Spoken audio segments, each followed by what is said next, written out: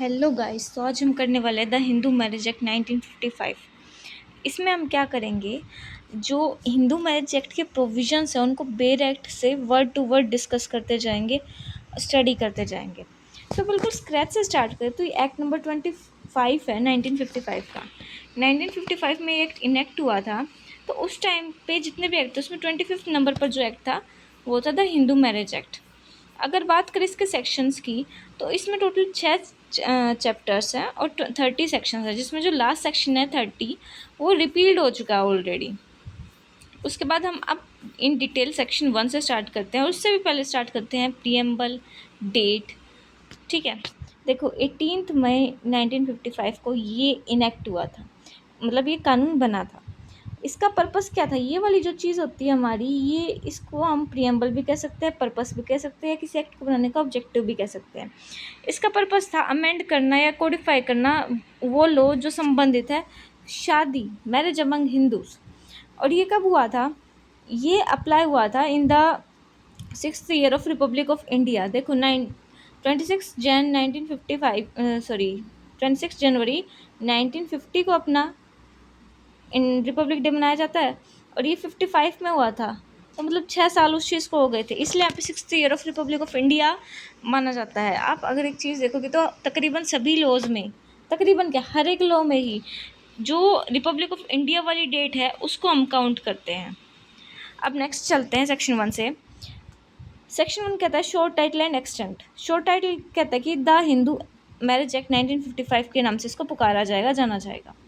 उसके बाद एक बहुत काम की बात जो ये बोलता है कि it extends to the whole of India, कि ये जो पूरा इंडिया है ना उस पर पूरे पे अप्लाई होता है। साथ में जो इसमें बहुत ज़्यादा काम की बात है वो ये है कि it also applies to Hindu जो डोमिसाइल है उस टेरिटरी में जहाँ पे ये एक्ट एक्सटेंड होता है। ठीक है, वहाँ पे मतलब इंडिया में एक्सटेंड होता है, इंडिया के तो डोमिसाइल्ड है, पर जो फिलहाल हैं आउटसाइड ऑफ दिस टेरिटरीज, जो फिलहाल इंडिया के बाहर हैं, उन पर भी एक्ट अप्लाई होगा। फॉर एग्जांपल के लिए आसान भाषा में समझाती हूँ। राम नाम का एक व्यक्ति है, राम जी, ठीक है, तो उसका क्या है कि वो रहते तो इंडिया में हैं पर अभी घूमने फिरने के लिए यूएस में गए हुए हैं और वो हिंदू हैं, तो और उनको शादी करनी है। ठीक है, तो जो उन पर लॉ अप्लाई होगा वो हिंदू लॉ, इंडिया का हिंदू मैरिज एक्ट अप्लाई होगा। ये किस हिसाब से बात मैंने बोली, क्योंकि वो इंडिया में डोमिसाइल्ड है। अगर वहीं पे कोई पर्सन होता, चाहे वो इंडियन होता, हिंदू होता, बट वो यूएस में परमानेंटली रहने लग गया है। डोमिसाइल का मतलब होता है परमानेंट रेजिडेंस, और वहाँ पे रहने की इच्छा भी होनी चाहिए। ठीक है, दोनों चीज़ें कंबाइन हो तो डोमिसाइल बनता है। अगर वो यूएस का डोमिसाइल ले चुका है तो चाहे वो इंडियन ओरिजिन का था और चाहे उसको वो हिंदू था, फिर उस पर यूएस का जो भी एप्लीकेबल लॉ है वो अप्लाई होगा। अगर इस एक्ट के अप्लाई करने की बात करें, एप्लीकेशन की बात करें, तो ये हर एक उस व्यक्ति पर अप्लाई होता है जो हिंदू है रिलीजन्स के द्वारा या उसकी किसी भी फॉर्म या डेवलपमेंट में हिंदू है। हमारा जो हिंदू धर्म है इसमें बहुत सारे छोटी छोटी ब्रांचेस हैं, मतलब 33 करोड़ तो देवी देवता माने जाते हैं, तो कितने सारे तो ब्रांचेस, देव इतने सारे तो ब्रांच तो कितनी सारी होंगी ना। छोटी छोटी डेविएशंस हर एक जगह के वाइज हमें मिल जाती है, पूजा पाठ करने की, अर्चना करने की, भगवान को याद करने की। तो उन सभी फॉर्म्स में और उन सभी डेवलपमेंट्स में जो जो पर्सन हैं वो सारे हिंदू हैं। और इसमें क्या क्या चीज़ इंक्लूड होती है, वैष्णवा, लिंगायत या ब्रह्मो, प्रार्थना और आर्य समाज के फॉलोअर्स भी इस चीज़ में इंक्लूड होते हैं। जो ये लोग थे ये हिंदू धर्म में रिफॉर्म लाने के लिए थे, ये उनके कुछ अगेंस्ट में नहीं थे, ये बस उस कट्टरपंथी को और उन सुपरस्टिशंस को हटाने के लिए थे जो हिंदू समाज को ख़राब कर रहे थे।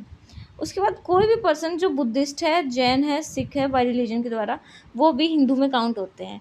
आप देखोगे तो ये सारे जो धर्म हैं ये पहला तो शांति तो बताते ही हैं, दूसरा वही मेन प्रिंसिपल्स फॉलो करते हैं जो हिंदू धर्म के हैं।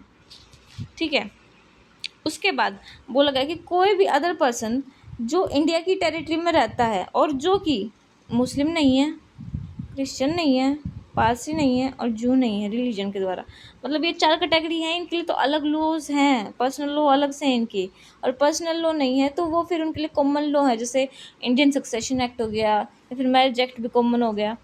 तो इन चारों पे तो अलग से है भाई इनके पास तो, बट कोई है जो इन चारों में फॉल नहीं कर रहा और वो इंडिया की टेरिटरी में फ़िलहाल अवेलेबल है, फ़िलहाल प्रेजेंट है। मतलब अनलेस जो उनकी कस्टम है, ये यूसेज है, वो अलग से कह रही है कि भाई नहीं हिंदू के अकॉर्डिंग नहीं होगा, चाहे वो फिर किसी के में हो, स्पेसिफिकली है ना कि हिंदू के अकॉर्डिंग नहीं होना, तो फिर वो नहीं ही होगा। उसके बाद एक्सप्लेनेशन दे रखी है कि कुछ लोग हैं जिन्हें हम हिंदूज, बुद्धिस्ट, जैन या सिख मानेंगे कब, कोई भी बच्चा है अगर, चाहे वो लेजिटिमेट है, इलेजिटिमेट है, जिसके दोनों पेरेंट्स, माता और पिता दोनों हिंदू, बौद्ध, जैन, सिख हैं, तो कौन होगा वो हिंदू, मतलब बौद्ध, जैन, सिख वही। अब ट्विस्ट क्या आता है कि कोई बच्चा चाहे वो लेजिटिमेट है, इलेजिटिमेट, अच्छा ये होता क्या लेजिटिमेट और इलेजिटिमेट? लेजिटिमेट तो होता है जो एक वैलिड मेरिट से बोर्न होता है, मेन चीज़ ये है। और दूसरा होता है इलेजिटिमेट जो एक वैलिड मेरिट से नहीं होता। अब कुछ सेक्शंस के अकॉर्डिंग ये चीज़ भी है कि मान लो कोई शादी है, वो मतलब ऐसी है कि वो वैलिड होती अगर कुछ सर्कमस्टेंसेस नहीं होते, तो उसमें भी बच्चे को लेजिटिमेट माना गया, मतलब उसको भी उत्तराधिकार वगैरह के मतलब सारे राइट्स दिए गए हैं इनहेरिटेंस के। अच्छा, तो इलेजिटिमेट क्या है? जब बिल्कुल ही भाई शादी का कुछ नाम पता अता कुछ भी नहीं है, तब कोई बच्चा पैदा हो रहा है, तो वो इलेजिटिमेट है। अच्छा, अब ये क्या कह रहे हैं कि कोई भी बच्चा चाहे वो कैसा भी हो, ठीक है, जिसका पेरेंट्स हैं उनमें से एक जना हिंदू, बुद्ध, जैन, सिख है, ठीक है, और वो उस जहाँ वो रहता है उसकी ट्राइब, कम्युनिटी है, फैमिली है, ग्रुप है, कुछ भी है, उसको ना उसी हिंदुओं के रीति रिवाजों के अकॉर्डिंग पाला पोसा गया हो, पालन पोषण हुआ हो। एग्जाम्पल के लिए बताती हूँ, जैसे मान लो जो मदर है वो मुस्लिम है और जो फादर है वो हिंदू है, तो जो इनका सन हुआ उसको जो है ना फादर की फैमिली में, फादर की सोसाइटी में उसका पालन पोषण हुआ है, हिंदुओं के अकॉर्डिंग हुआ है, तो फिर उसको हिंदू ही काउंट किया जाएगा। या फिर सुनो, कोई भी पर्सन है जो कन्वर्ट है या फिर डी कन्वर्ट है, ठीक है, तो इन तीन चारों धर्मों में तो उसे भी हिंदू काउंट करेंगे। बट अब इस चीज़ की एक एक्सेप्शन है, आर्टिकल 366 के 25 क्लोज के अकॉर्डिंग ये जो प्रोविजंस हमने अभी बात की है सब सेक्शन 1 में, ये सारे के सारे शेड्यूल्ड ट्राइब्स पर अप्लाई नहीं होते हैं। कारण जो शेड्यूल्ड ट्राइब्स होते हैं पहले तो बहुत ही सेंसिटिव जोन है, क्योंकि हमें अपनी उनके हेरिटेज को, उनके कल्चर को सेफ रखना है, ठीक है। अभी भी बहुत सारे लोग हैं जो जंगलों में रहते हैं, जस्ट रो अपना, जैसे निकोबार के आइलैंड्स वगैरह पे कुछ पे, कि बिल्कुल वैसे जैसे लाइफ होती थी उनकी उसी तरीके से लोगों से कटा हुआ बिल्कुल वो रहते हैं, तो उनको गवर्न करना पहले तो पॉसिबल ही नहीं है, क्यों? They are not educated first of all. Secondly जो उनके खुद के रूल्स हैं, जो फॉरेस्ट में रहते हैं उनके फॉरेस्ट्री रूल्स हैं, वो उन चीज़ों को ब्रेक नहीं करने के लिए मेन चीज़ है कि केओस क्रिएट ना हो सोसाइटी के अंदर, इसलिए हालांकि सेंट्रल गवर्नमेंट चाहे तो वो ऑफिशियल गजट में नोटिफिकेशन निकाल के ये चीज़ डायरेक्शंस कर सकते हैं कि उन पर अप्लाई होगा, हालांकि नहीं किया गया है। जो एक्सप्रेशन है, अगर हम सेक्शन 2 का सब सेक्शन 3 पढ़ें तो कहता है कि जो हिंदू है ना, अब तक जो हमने बात चीज समझ ली कि भाई किस किस पे अप्लाई हो रहा है, ठीक है। अब ये कहता है जो हिंदू वर्ड है ना, वो क्या क्या इंक्लूड करेगा, जो जो बुद्ध, सिख, जैन और जो हिंदू वाले वर्ड्स बोले गए थे, तो बार बार लिखने की ज़रूरत नहीं है, उसमें वो सारी चीज़ें कवर हो रही हैं जो जो भी हमने जिस पे अप्लाई करवाया है। रिकन्वर्ट हो गया, कन्वर्ट हो गया, या फिर कोई ऐसा बच्चा हो गया जिनके एक माता पिता में से कोई एक हिंदू था, फिर उसका पालन पोषण हिंदुओं की तरह वो, मतलब ये सारी चीज़ें, तो उसके लिए अब हम एक सिंपल साधारण टर्म हिंदू यूज़ करते हैं। देर आफ्टर अपने पास है डेफिनेशंस। इस एक्ट में unless and the context otherwise require, definition close हमेशा ऐसे स्टार्ट होता है तकरीबन। अब डेफिनेशन करते जाएंगे, हम समझते जाएंगे। सबसे पहले अपने पास जो आई है वो है द कस्टम एंड यूसेज, ये वाली चीज़। इसमें क्या है कि कोई भी रूल है जो कंटिन्यूसली एंड यूनिफॉर्मली ऑब्जर्व किया गया एक लंबे समय के लिए, और जिससे उसको फोर्स ऑफ लॉ मिल गया है हिंदूज़ के बीच में, किसी लोकल एरिया में, ट्राइब में, कम्युनिटी में, ग्रुप में, फैमिली में। बट इसकी कंडीशन है कि जो रूल है वो सर्टेन होना चाहिए, अनरीजनेबल नहीं होना चाहिए, वो पब्लिक पॉलिसी के अपोज में नहीं होना चाहिए। क्या मतलब होगा ये इस बात का कि उस रूल में निश्चितता होनी चाहिए, कि ऐसा नहीं कि आपने आज कब कुछ बोला कि नहीं नहीं हमारा तो ये नियम है, फिर आप कल को बोल रहे हो कि नहीं हमारा थोड़ा मूड चेंज हो गया, अब हम नियम को ऐसे कर लेते हैं, नहीं, ऐसा नहीं हो सकता। अच्छा, और अगली एक्सेप्शंस क्या दिया इसने, कि जो रूल है आप कह रहे हो ना कि भाई हमारे कस्टम यूसेज है तो वो डिसकंटिन्यू नहीं होनी चाहिए फैमिली ने। फॉर एग्जांपल के लिए 5 लेवल थे, ये 7 लेवल थे जो भी है, यहाँ यहाँ यहाँ ये रूल फॉलो होता है, यहाँ वाली जनरेशन ने ब्रेक कर दिया तो यहाँ वाली ये नहीं कह सकती अब उसके बाद वाले कि भाई ये हमारा कस्टम यूसेज है, वो डिसकंटिन्यू हो चुकी है इस लेवल पे, समझे। तो पहले तो जो वो है कंटिन्यूस होनी चाहिए, उसके बाद यूनिफॉर्म होनी चाहिए, ठीक है, एक लंबे समय तक पालन किया जाना चाहिए, और उसको लॉ का फोर्स भी मिल चुका होना चाहिए हिंदूज के बीच में। अब उसके बाद डिस्ट्रिक्ट कोर्ट की बात करें तो कोई भी एरिया जहाँ पे सिविल कोर्ट उसकी मानते हैं, ठीक है, मतलब मेन चीज़ जो वहाँ पे भी केस हुआ ना वहाँ का डिस्ट्रिक्ट कोर्ट को हम यहाँ पे मतलब डिस्ट्रिक्ट कोर्ट टर्मिनल डिवाइन कर रखी है, मतलब जो सत्र न्यायालय कहते हैं ना, वो सारी जो डिस्ट्रिक्ट में मेन सिविल मैटर्स को डील करने के लिए ओरिजिनल जुरिस्डिक्शन की कोर्ट है, चाहे वो किसी भी की भी है, अब वो सारी इसमें इंक्लूड होंगे। अब आए काम के विषय हमारे पास, फुल ब्लड और हाफ ब्लड, पूरा खून और आधा खून, अच्छी टर्म्स है, समझते हैं। दो लोगों को एक दूसरे से संबंधित बाय फुल ब्लड जब कहा जाएगा जब वो डिसेंड कर रहे हो, डिसेंड का मतलब नीचे वाली साइड जाना होता है, जब वो डिसेंड कर रहे हो एक कॉमन एंसेस्टर से, एक कॉमन पूर्वज से, मेल की बात हो रही है ancestor, by the same wife. For example के लिए एस है सन, इसकी मदर और फादर, इनका ये चाइल्ड है, और इसका एक और भाई है S2, ठीक है, तो ये तो है फुल ब्लड। अब थोड़ी सी सिचुएशन चेंज करते हैं अपन, ये है फादर, ये है सॉरी फीमेल है ना, मदर करते हैं मदर, और यहाँ पे एक और मदर बना देते हैं, दो शादी कर लिया अगले ने, या कुछ भी रीज़न है। अब इससे तो हुआ S1, इससे हुआ S2, तो ये जो आपस में संबंध है ना इसका इसके साथ, ये हो जाएगा हाफ ब्लड, समझे, हाफ ब्लड बोलेंगे इस चीज़ को। अब ये चीज़ क्या है कि भाई जो हमारा एंसेस्टर था ना वो तो कॉमन था, और सेम वाइफ था तो फुल ब्लड हो गया, और बट डिफरेंट वाइफ्स थी ना तो वो हाफ ब्लड हो गया। ऐसे ही नेक्स्ट आता हमारा यूट्राइन ब्लड, इसमें क्या था कि जैसे यहाँ तो फादर था, फिर यहाँ पे आ जाएगा मदर, यहाँ एक फादर, यहाँ एक फादर, यहाँ पे अब क्या हम डॉटर कर देंगे, और यहाँ पे भी डॉटर कर देते हैं।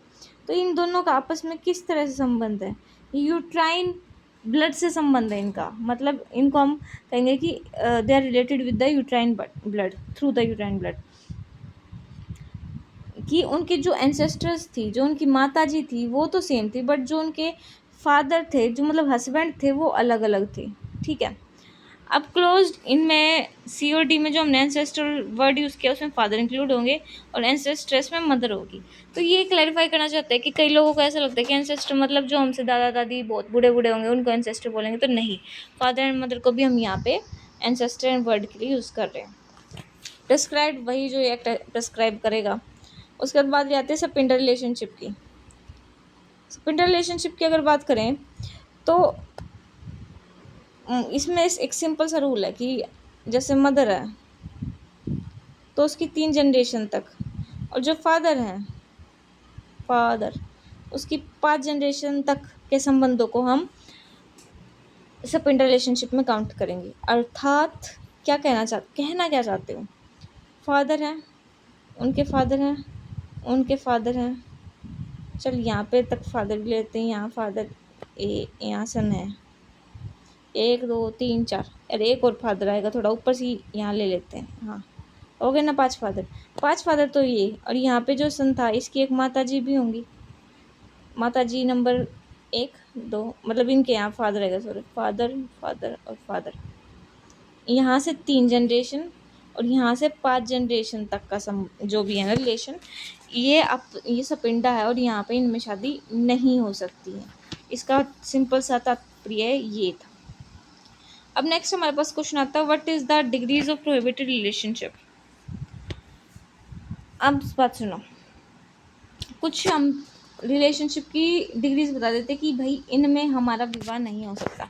तो पहले जब जो दूसरा पर्सन वो लीनियन असेंडेंट हो, जैसे सन है, इसकी जो भी मदर हो गई या फिर ये कह लो कि ग्रैंड मदर हो गई, तो यहाँ पे शादी नहीं हो सकती, प्रोहिबिटेड रिलेशनशिप में आती है ये चीज़, ठीक है।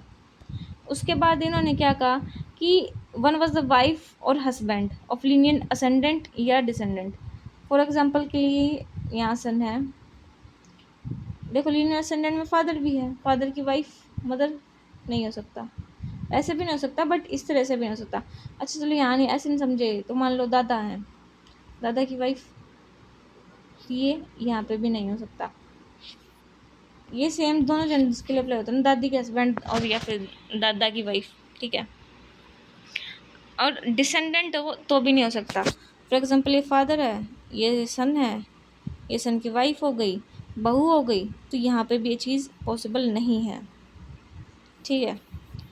अगर नेक्स्ट आता है हमारा इस वाले क्लोज के अकॉर्डिंग में, अगर कोई वाइफ है भाई की, भाभी, मदर या फादर्स ब्रदर, मामा या चाचा, उनकी वाइफ्स, ग्रैंडफादर या ग्रैंड मदर्स के ब्रदर, उनके भाइयों की वाइफ्स, इनसे भी हमारी शादी नहीं हो सकती, ये प्रोहिबिटेड है। नेक्स्ट आएगा हमारा for the purpose of close F and G. Relationship में क्या क्या इंक्लूड है, जो हाफ ब्लड है, यूट्राइन ब्लड है और फुल ब्लड है, वो सारी चीज़ें काउंट करेंगे। इलेजिटिमेट और full blood relationship as well as legitimate blood relationship भी काउंट करेंगे। उसके बाद relationship by adoption as well by blood, जो अडॉप्टेड चाइल्ड होता है उसको सेम राइट्स मिलते हैं एज इट इज़, ठीक है, तो उस पर भी सारी चीज़ें अप्लाई होंगी। ओवर राइडिंग इफेक्ट का मतलब क्या है कि जो पहले जो भी लॉ चल रहा होगा वो सीज हो जाएगा, उसका कुछ इफेक्ट नहीं रहेगा जब से लॉ कमेंस हुआ है। उसके बाद ऐसा कुछ प्रोविजंस है जो चल रहा है, ठीक है, बिल्कुल इससे पहले चल रहा था, हिंदू मैजिक 1955 आने से पहले, तो उसका इफेक्ट होना बंद हो जाएगा अगर उसका कोई भी प्रोविजंस इससे इनकंसिस्टेंट है तो अभी के लिए इतना ही। नेक्स्ट हम आगे सेक्शंस करेंगे नेक्स्ट वीडियो में। Thank you, bye bye.